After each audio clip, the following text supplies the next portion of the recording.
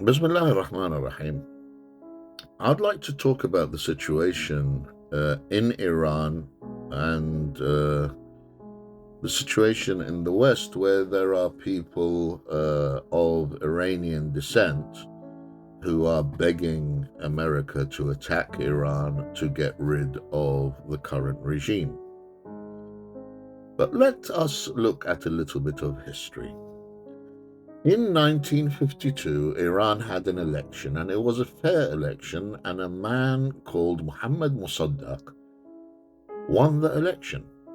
He won the election fair and square, and he looked at the situation of Iran, and the people of Iran were in a state of poverty. So he looked at the situation and he saw that Iran, an oil-rich country, only gets 16% of its revenue, and the rest of the oil revenue goes to companies, American and British companies.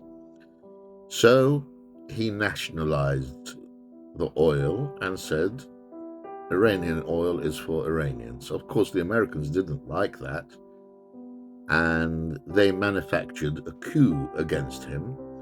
And they brought in the Shah of Iran.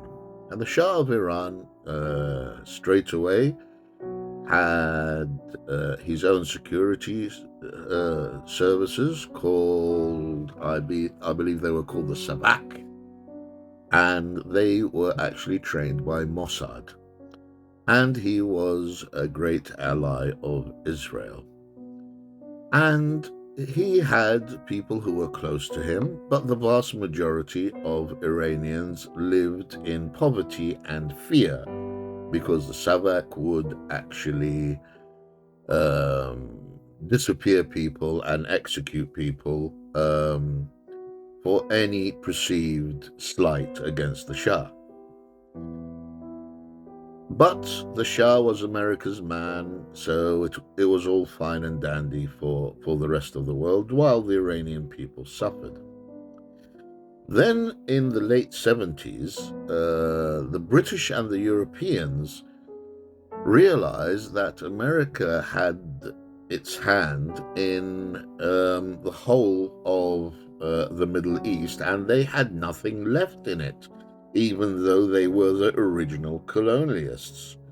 So they decided that they wanted Iran. So what did they do? They funded and they supported Ayatollah Khomeini. And Ayatollah Khomeini also, with a manufactured coup, got into power. And the first thing Khomeini did was declare war against Iraq. In the guise of exporting the Islamic Revolution, even though, in many people's opinion, it is far from Islamic. And of course, the Shah had to run away. America wouldn't give him sanctuary. In fact, Israel or America would not give him sanctuary, so he ended up being given sanctuary in Egypt. And then later on, after the Shah died, the Shah's family went and lived in America. And many people left Iran, especially the people who were the supporters of the Shah, who had actually gained a lot of wealth from the Shah and from stealing Iranian resources.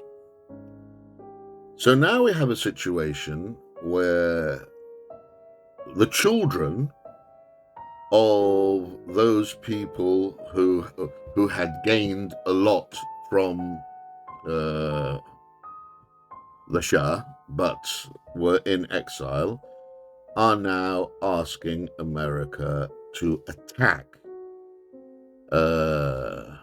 Iran and place the Shah's son into power in Iran. So I assure you, those people who, if you see, they're not only Iranians, they're Zionists. Many of them are actually the front runners of the Zionists in London who actually attack pro-Palestine protests, and in America also.